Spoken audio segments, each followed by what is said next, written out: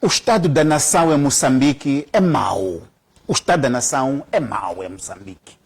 Não há sinais de estarmos a caminhar para um desenvolvimento sustentável, muito menos inclusivo.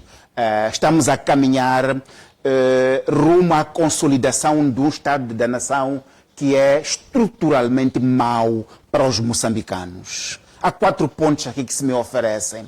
O primeiro é a falta de justiça para as vítimas das manifestações. Se recordam, logo depois das manifestações, o Presidente da República aprovou uma larga verba pública para compensar os empresários que ficaram prejudicados. E só distribuiu aos donos de restaurantes onde tiravam refeições para a sua campanha eleitoral, mas não houve substantivamente apoio aos moçambicanos, muito menos justiça para os perto de 500 moçambicanos que foram barbaramente assassinados pela Polícia da República de Moçambique. Apresentamos largas evidências de que a repressão policial em todo o país resultou em um pouco mais de 1.000 mortes. E esses processos estão com a Procuradoria-Geral da República e a Procuradoria está a assentar em cima destes processos. Não se pode dizer que o Estado da Nação está a caminhar por desenvolvimento quando não há justiça, mas sobretudo quando não há justiça das vítimas da repressão da polícia no contexto das manifestações. Manifestações essas que foram exacerbadas, atingiram o nível que atingiram, atiçadas pela ação da polícia, atiçadas pela ação dos esquadrões da morte, atiçadas pela ação da UIR. Foram estas entidades, estas autoridades policiais que enfureceram a população para sair às ruas, para depois chacinarem com os ataques que vimos. Então, este é o primeiro ponto. O segundo ponto é que depois das manifestações, a sociedade moçambicana deve avançar para um diálogo reconciliatório, que se deu o nome de diálogo inclusivo. Mas, em primeiro lugar, não há diálogo aqui. Não há diálogo aqui. Isto é um monólogo que está a acontecer. Isto é um monólogo, em primeiro lugar. É um monólogo, em primeiro lugar, porque se vê, há um grupo que se criou e esse grupo é que diz as coisas. Não há um formato de diálogo das partes aqui, que assentam, em primeiro lugar, em questionar, afinal, por que é que chegamos a este ponto? Por que é que chegamos ao ponto onde, nas eleições, teve que morrer de moçambicanos?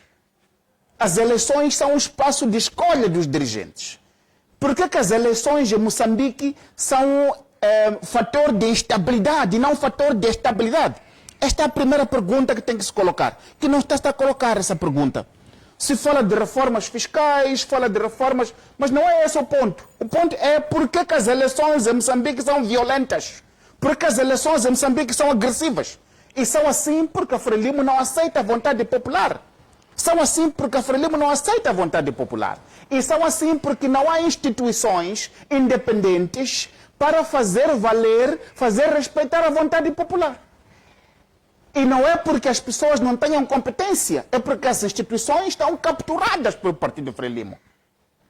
E não há reformas orientadas para isso. E, em segundo lugar, esta reforma, este diálogo que se diz inclusivo, de inclusivo não tem nada aqui. Onde estão as partes desavindas com esse processo? Onde estão as partes desavindas com este processo? Não é por causa da RENAM, não é por causa do Podemos, não é por causa de os outros quem são ali, MDM, depois tem, não é por causa desses que há esse diálogo. É que o povo zangou. O povo zangou cansado da sua vontade não ser respeitada. E onde está o povo aqui? Onde está o povo aqui neste diálogo aqui? Onde está o povo aqui? Nós estamos lá, somos chamados, damos nossa opinião, mas em que formato o povo está a participar deste diálogo? O povo não está aqui. Aqui está a a Frelimo, que é o governo, que é aquele que é contra quem o povo zangou. É contra quem o povo zangou aqui. E aqueles outros partidos ali, que já estão habituados a não zangar com eles, porque parece que fazem parte daquele grupo também. Agora, onde está aqui quem representa o povo? Então, esta questão de que este diálogo não é inclusivo. A terceira questão aqui tem que ver com o fato de que, meus caros, este governo já está no poder desde janeiro a esta parte. E o que fica claro é que, apesar do presidente da República, Daniel Chapo, reivindicar legitimidade, não vai ter legitimidade enquanto não fizer justiça no sentido de responsabilizar os seus antecessores que empurraram milhões de moçambicanos para a pobreza. Daniel Chapo está a proteger a corrupção de Filipe Nyusi. Está a proteger a corrupção de Filipe Nyusi. Onde está Filipe Nyusi? Quando o presidente Guebuza tomou posse, meses depois, o ministro já estava a ser processado na Procuradoria por causa de corrupção. Quando Filipe Nyusi tomou posse, meses depois, membros importantes, incluindo o filho de Guebuza, estavam a ser processados. Agora estamos em dezembro. Não há nada. Onde está a Nyusi aqui? Que é visto como aquele que empurrou este país para o abismo que se encontra, que empurrou milhões de moçambicanos para a pobreza. Onde está aqui? Está a passear, protegido pelo governo de Daniel Chapo. Por que é que está a proteger esta corrupção? O povo moçambicano quer justiça. O povo moçambicano quer justiça. E enquanto não houver justiça, no sentido de responsabilizar criminalmente a corrupção de Filipe Nyusi, não pode haver legitimidade para este governo. E isso começa também a de não vai acontecer nada aqui. Porque já começa a haver sinais de corrupção neste governo aqui do presidente do presidente Chapo. Já começa a haver sinais de corrupção. O ministro da Agricultura foi apanhado ali, estava com a cabeça na panela da Agricultura. Denunciado, até agora está lá na posse dele. Até agora está lá a dirigir. Foi protegido pelo presidente Daniel Chapo. Mas o próprio presidente Daniel Chapo disse em abril que havia nhonga nas linhas aéreas de Moçambique. Disse em viva voz, em direto, o povo moçambicano ouviu que havia nhonga. Até agora esse processo está a desaparecer, não está a acontecer nada. Como é que o presidente vem de viva voz, em direto nos microfones, a falar para a nação, a reclamar que há corrupção e a Procuradoria tem poder para sentar em cima desse processo? Como? E também há o processo aqui do Inatur. Há o processo do Inatur, que está a adjudicar um contrato de 102 milhões de dólares a uma empresa para fazer alguma coisinha na ilha Santa Carolina. Não é tarefa do governo fazer empreendimentos turísticos. Não é tarefa do governo fazer empreendimentos turísticos. O governo tem que promover o ambiente e deixar o setor privado fazer isso. Quando o Inatur, num contexto de crise, onde não há dinheiro para pagar salários, não há medicamentos, vai buscar na banca 102 milhões de dólares para fazer um empreendimento, isto aqui se pode estar a preparar terreno para no futuro este empreendimento aqui passar para os dirigentes. Se pode aqui estar a preparar terreno aqui para a corrupção futura aqui. Tem que parar esta iniciativa, vai contra o estado de espírito e contexto atual em que o país atravessa. E, em último lugar, tem aquilo que o próprio o presidente Daniel Chapo fez, que é um dos atos que se realizou logo depois que ele tomou posse, foi o arquivamento do processo contra Manuel Chang. Num contexto onde a Procuradoria, durante o momento que estávamos a litigar para Manuel Chang ser extraditado para a América, esteve lá a dizer em processo, no juízo, que assim que Chang chegar aqui a Moçambique, será julgado. Mas arquivaram. arquivar um processo. Estão a preparar terreno para Changue voltar aqui como aquele indivíduo que volta triunfalmente sobre tapete vermelho, aplaudindo, acarinhando a grande corrupção que empurra até hoje milhões de moçambicanos para a pobreza.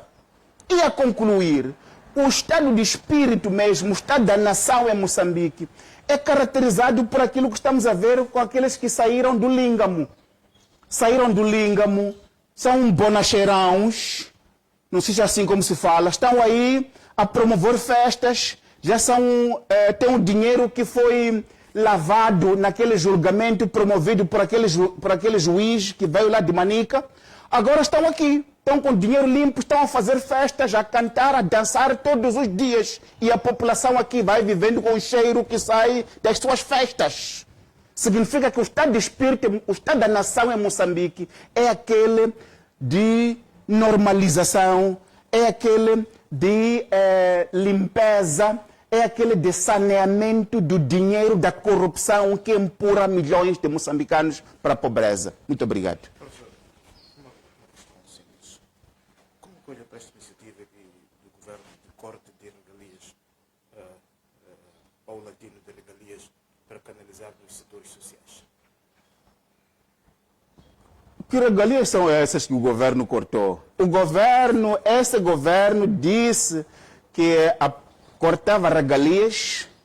No tempo do Filipe News, por exemplo, diziam que não se cortavam viagens, primeiro. Segundo, se cortavam viagens em classe executiva.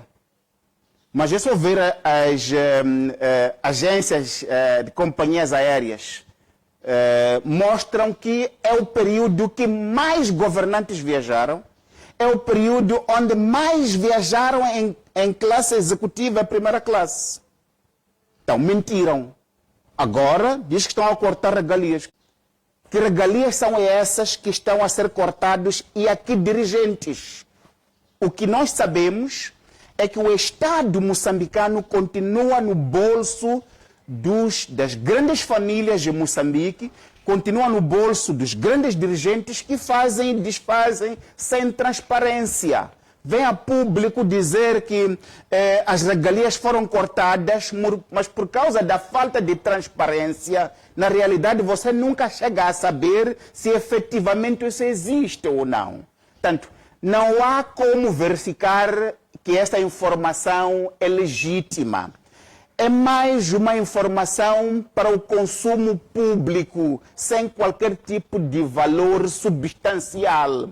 Este Estado aqui continua a sangrar porque está a ser extorquido, está a ser todos os dias, está a ser ordenhado, né? Todos os dias, em todos os cantos, para o consumo elitista e esterilizante ao desenvolvimento feito pelos chefes da Frelimo.